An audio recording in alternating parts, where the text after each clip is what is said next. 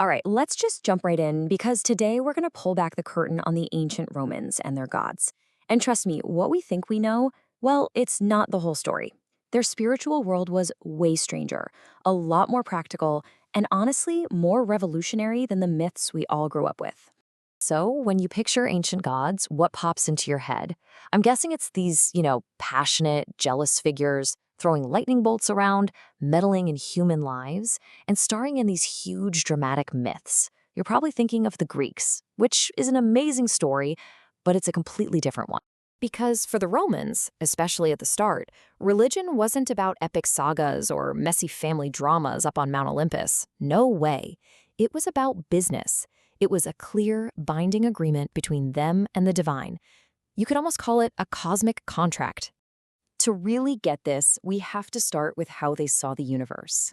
You see, the Romans didn't think of their gods as these far-off, alien beings. They saw them as a perfect, idealized reflection of their own world. This quote right here just nails it. The idea was that every single part of their state, from the Senate all the way down to the hinge on your front door, had a divine counterpart. It's like the spiritual world was this perfect one-to-one mirror of the physical world.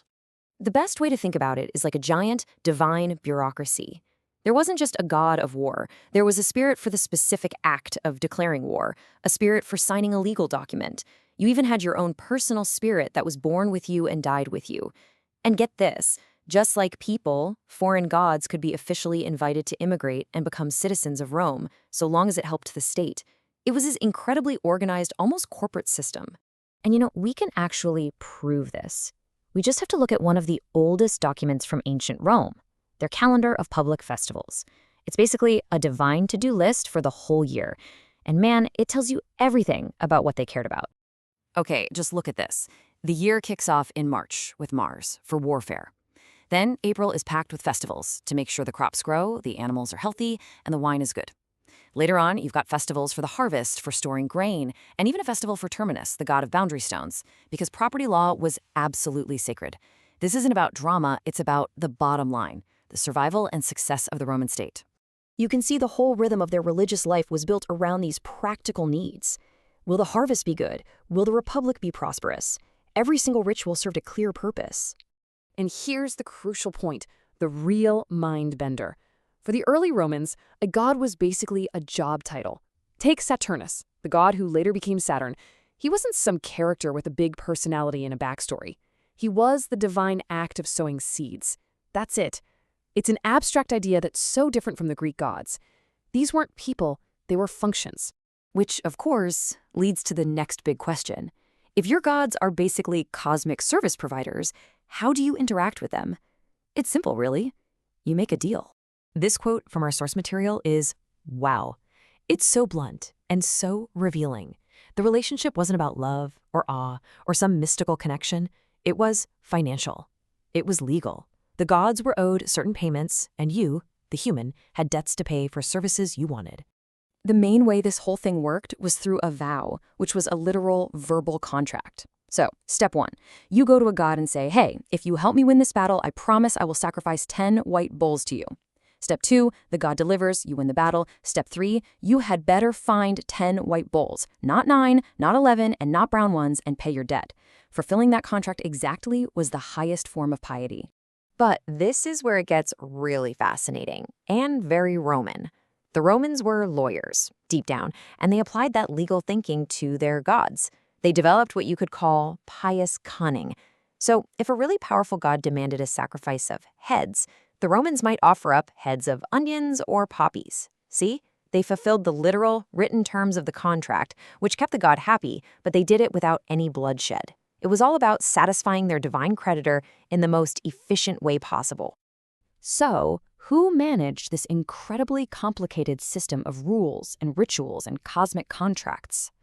You might think it was the priests, and, well, you'd only be half right. The real power, the real knowledge, was somewhere else entirely. So you had your priests, the Flamines. They were specialists. The priest of Jupiter only dealt with Jupiter. End of story. But then you had the pontifices. They were a college of experts who oversaw the entire system. They weren't loyal to one god. They were loyal to the divine legal code itself. Think of them as the state's spiritual lawyers and engineers, making sure every single contract with the gods was legally sound.